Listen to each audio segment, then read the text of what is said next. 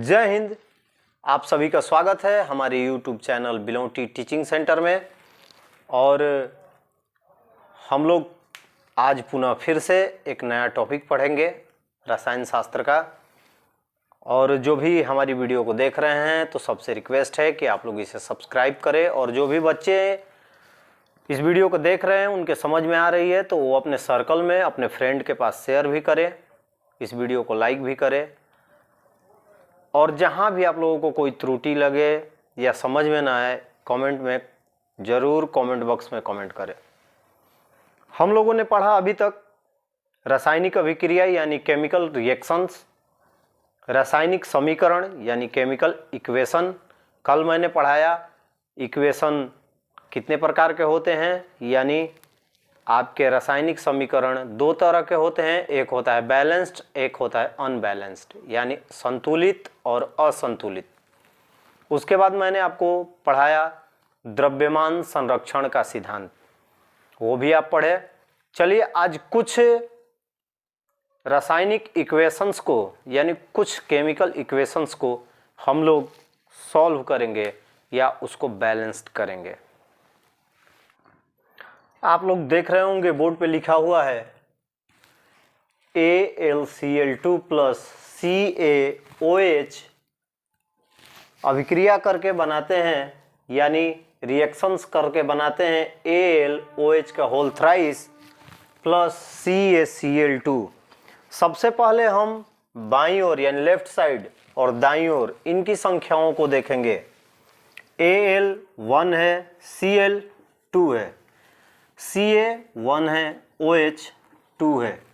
दाईं तरफ जब जाते हैं तो Al 1 है लेकिन OH 3 है, Ca 1 है लेकिन Cl2 2 है। अब देखिए आप लोगों को हमारा एल्युमिनियम यानी Al जो है वो एक है, तो बाएं भी एक और दाएं भी एक, यानी लेफ्ट भी 1 राइट भी 1। Cl यहाँ भी 2 और इधर भी 2, Ca 1 है और यहाँ भी 1 है, लेकिन OH यहाँ 2 है और यहाँ क्या है 3 है। तो अब इसको बैलेंस कैसे करेंगे? बैलेंस करने के लिए हम नंबर्स का प्रयोग करते हैं। नंबर्स यानी किस प्रकार हम नंबर को बिठाएं कि लेफ्ट साइड जो है राइट साइड के बराबर हो जाए। When या how we put up the numbers between reactant and product when our equation is equal। किस प्रकार हम नंबर्स को इस पे पुट करेंगे ताकि हमारे जो ये इक्वेशन है वो पूर्णतः इक्वल हो जाएगा। तो चलिए हम लोग इसको करके देखते हैं। L है, इधर भी देख रहे हैं L, लेकिन ये 3 है, तो इसको क्या करेंगे, यहाँ पे लगाएंगे 2 जब लगाएंगे तो ये कितना हो जाएगा, यहाँ सॉरी यहाँ 3 था, 3 लिख लीजिएगा, ये 3 था,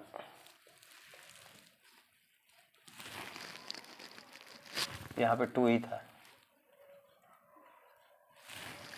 अब देखिए इसको क्या करेंगे, देखेंगे ये बराबर, यहाँ पे लगा दिए 2, तो अपना एल्युमिनियम कितना हो गया 2। चलिए इसको हम नीचे लिखते हैं AlCl3 प्लस CaOH 2 AlOH का होल थ्राइस प्लस CaCl2। इधर जब 2 लगा दिए तो अब देख रहे हैं कि इधर 2 एल्युमिनियम हो गया और इधर 1 है, तो इधर क्या करेंगे 2 लगा देंगे। अब देखिए एल्युमिनियम 2, 3 × 2 = 6। अब ये जो है यहां देख रहे हैं, यहां लगाएंगे 3, यानी Ca = 3, 3 × 2 6, OH की संख्या हो गई 6। फिर एल्युमिनियम यहाँ 2 है, 3 × 2 6, लेकिन इधर देख रहे हैं कि 3 है और इधर 1 ही है, तो यहाँ 3 लगाएंगे, 3 Ca हो गया 3, और Cl हो गया 3 × 2 = 6। अब देखिए आप लोग, बैलेंस हो गया आपका, यानी लेफ्ट इक्वल टू राइट।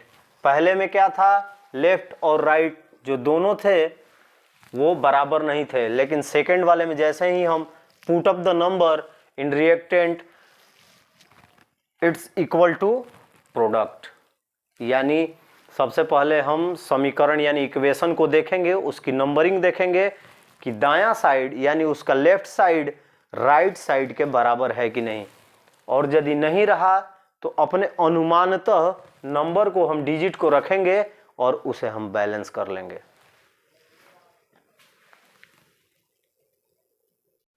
चलिए, हमारा अगला क्वेश्चन है, आप लोगों को बोर्ड पे दिखाई दे रहा होगा कि फेरस प्लस यानी Fe प्लस H2O मिल के बनाता है Fe3O4 प्लस 4H2।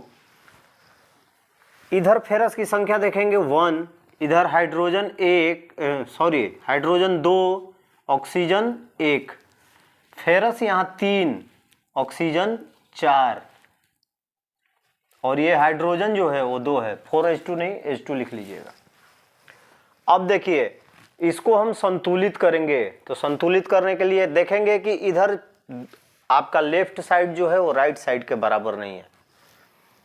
हाइड्रोजन आपका समान है, तो हाइड्रोजन जो है वो समान है, लेकिन ऑक्सीजन यहाँ देखिए, ऑक्सीजन 4 है, यानी 4 मोलिकुलर्स ऑफ ऑक्सीजन एंड फेरस 3 मोलिकुलर्स, यानी लोहे की संख्या 3 है, ऑक्सीजन की संख्या 4, हाइड्रोजन की 2 है। तो हम सबसे पहले क्या करेंगे, देख रहे हैं कि F3 ये तो स्वतंत्र है ना, ये 3 है तो यहाँ 3 बिठा देंगे, 3Fe हो गया। अब देख रहे हैं ऑक्सीजन की संख्या 4, ऑक्सीजन यहाँ है तो ऑक्सीजन यहाँ है, और ऑक्सीजन की संख्या जब 4 तो यहाँ लिखेंगे 4, और यहाँ भी लिख देंगे 4, क्योंकि अब देखिए समझिए इसको, 3Fe plus 4H2O Fe3O4 plus 4H2 count करेंगे।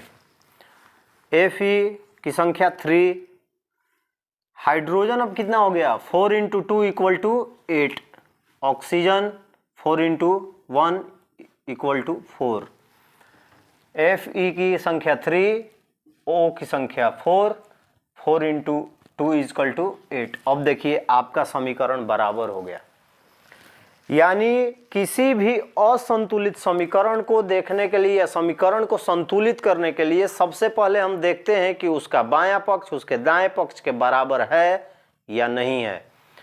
जैसे ही हमने देखा कि बायां पक्ष जो हमारा है वो दाएं पक्ष के बराबर नहीं है, तो हमने क्या किया, उसको संतुलित कर दिया।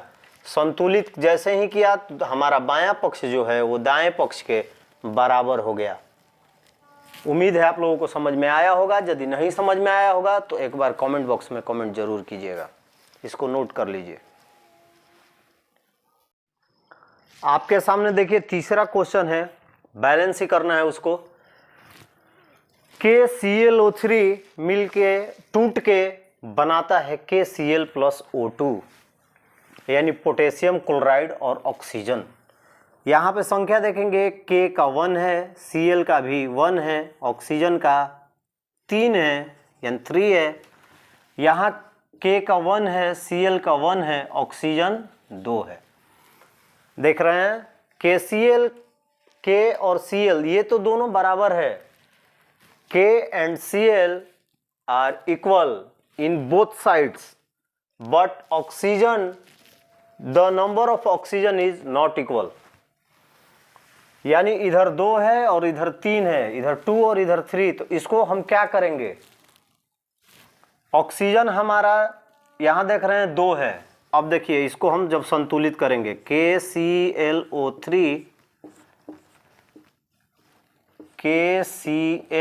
प्लस O2 है, इसको छेड़छाड़ कर नहीं सकते, O3 है, इसको भी छेड़छाड़ हम जो भी पुटअप करेंगे इसके आगे करेंगे, क्योंकि यहाँ तो कुछ हम कर नहीं सकते, तो यहाँ लिखेंगे 2। अब इधर से नंबरिंग करना चालू करेंगे, K का 2, Cl का 2 और O का हो गया 2 × 3 = 6। फिर अब देख रहे हैं कि इधर तो 1 है, तो इसके आगे क्या करेंगे, 2 को पुटअप कर देंगे, K2Cl2, और यहाँ देख रहे हैं 2 है और यहाँ 6 है, तो 3 × 2, इसको 30 मत मान लीजिएगा आप लोग, ये 3 है, ये ऑक्सीजन है और ये 2, 3 × 2। आप लोग समझ रहे हैं 6 कैसे लिख रहा हूँ मैं, तो इसको यानी 3 × 2, नीचे वाला जो अक्षर नंबर होता है वो ऊपर वाले नंबर के साथ इंटू हो जाता है, = 6। अब देखिए हमारा समीकरण जो है वो बैलेंस हो गया। देख लीजिए, इसको समझ लीजिए और इसको नोट कर लीजिए। दूसरी बात, ये 3 मैंने आप लोगों को एग्जांपल्स दिए हैं, आप अपने बुक के जितने भी बैलेंस इक्वेशन जो हैं उनको बैलेंस करने होंगे। आप लोग अपना बुक खोलिएगा और पूरे इक्वेशंस को बैलेंस्ड कीजिएगा। यदि वो बैलेंस नहीं हो पाते हैं, आपको उसमें दिक्कत होती है, तो कमेंट बॉक्स में वो इक्वेशन छोड़ दीजिएगा, मैं उसको कल बैलेंस करूंगा यहाँ सामने। इसको नोट कर लीजिए।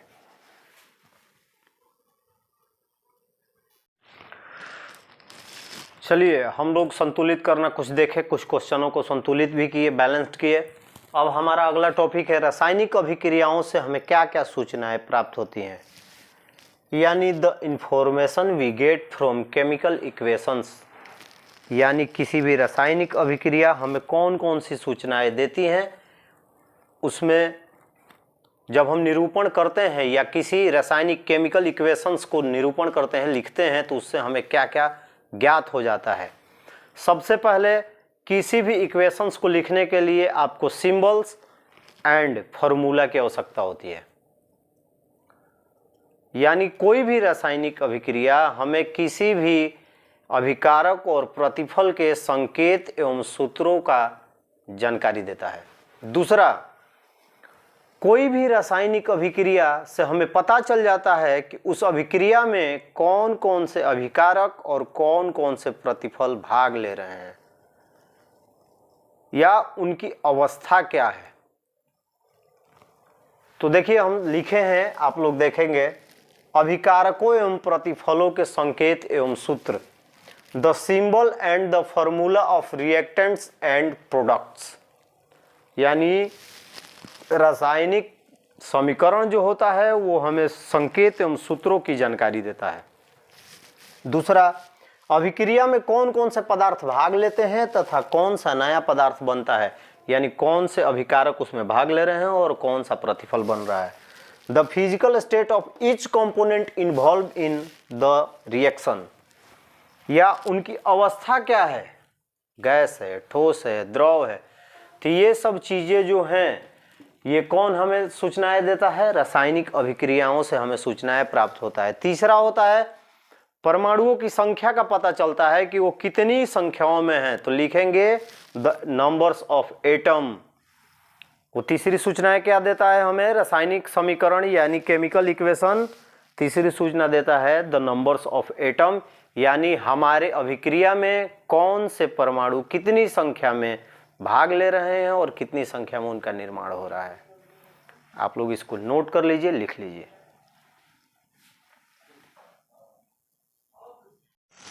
देखिए हमारा अगला पॉइंट है, हम लोग अभी क्या पढ़े कि क्या क्या सूचनाएं हमें रासायनिक समीकरण से प्राप्त होती है।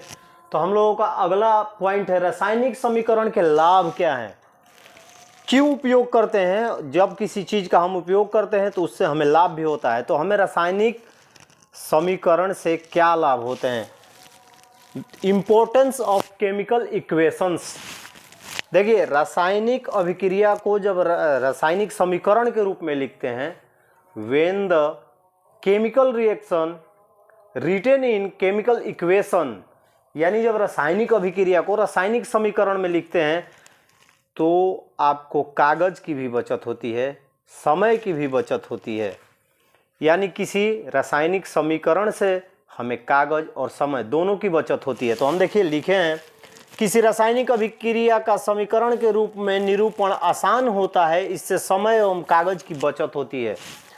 The representation of a chemical reaction is done by the use of chemical equation which makes it easy to write and understand, यानी किसी चीज़ को समझने में हमें और उसको लिखने में बहुत ही आसान होता है, पहला लाभ है। यानी पहला इंपॉर्टेंस जो है केमिकल रिएक्शन का, उसको लिखने में और समझने में और टाइम बचाने में सबसे महत्वपूर्ण होता है। दूसरा जो होता है, पहला इसको आप लोग लिख लीजिए। पहला आप लोगों ने लिख लिया कि केमिकल इक्वेशंस के यानी रासायनिक समीकरण के क्या क्या लाभ होते हैं, तो पहला आप लोगों ने लिखा। दूसरा, किसी भी रासायनिक समीकरण को की सहायता से हमें ये पता हो जाता है कि उस रासायनिक अभिक्रिया में अभिकारक और प्रतिफल कितनी मात्रा में मिलकर कितनी मात्रा में प्रतिफल का निर्माण करते हैं, यानी अभिकारक कितनी मात्रा में संयोग करते हैं और जो नया पदार्थ यानी प्रतिफल बनता है उसकी मात्रा कितनी होती है।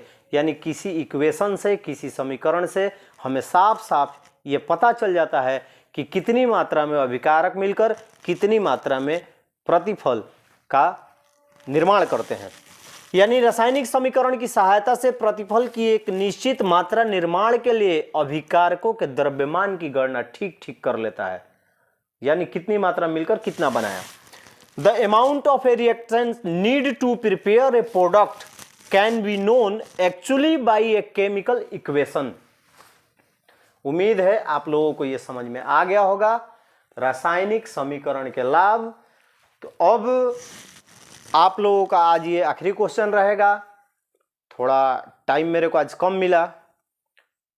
जो भी इस वीडियो को देख रहे हैं, आप लोगों से फिर से एक बार मैं बोल रहा हूं कि इसको चैनल को सब्सक्राइब कीजिएगा, बेल आइकन को प्रेस कर दीजिएगा, और ताकि वीडियो जब आए तो आप लोगों के पास सबसे पहले आए।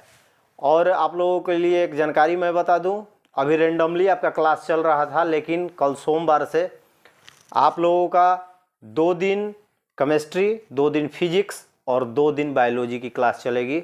यानी आप लोग प्रिपेयर हो जाइए। प्रिपेयर होके आप लोग अपने कॉपी कलम के साथ तैयार रहिए। हो जाओ तैयार, करना है मैट्रिक की परीक्षा पे वार। अभी से तैयारी कीजिए और हमसे जुड़े रहिए। आप लोगों को यदि हमारे साथ आप जुड़े रहते हैं और मेहनत करते हैं तो हम गारंटी के साथ कहते हैं कि आपकी मैट्रिक की परीक्षा निकालने में आपको थोड़ी भी तकलीफ नहीं होगी। दूसरी बात, आप लोगों के लिए खुशखबरी भी है कि लगभग 1 महीना बाद आप लोगों को इसी चैनल पर मैथ और बाकी ऑल सब्जेक्ट्स के भी वीडियोज़ आएंगी। बाकी टीचर से भी मैंने बात किया है, सब लोग तैयार हैं। तो आप लोग तैयार रहिए और इस वीडियो को देखिए। दूसरा नंबर, मैंने बोला संतुलित समीकरण, आपकी किताब में जितने संतुलित समीकरण हैं सबको हल कर लीजिएगा, और जहाँ दिक्कत होगी तो आप कमेंट बॉक्स में ज़रूर उस समीकरण को टाइप करके छोड़ दीजिएगा, कल मैं उसको सॉल्व करूँगा। तो आप लोग याद रखिएगा, सोमवार और मंगल यानी मंडे और ट्यूसडे केमिस्ट्री, बुधवार बृहस्पतिवार फिजिक्स और शुक्रवार शनिवार बायोलॉजी। संडे के दिन आप लोगों का रैंडम क्लास चलेगा, यानी ऐसा क्लास जिसमें उनका निचोड़ निकाला जाएगा। जो आप लोग 6 दिन पढ़ेंगे उनका निचोड़ 7वें दिन निकाला जाएगा। तो चलिए फिर मिलते हैं अगली वीडियो में, इसको नोट कर लीजिएगा। तब तक के लिए जय हिंद।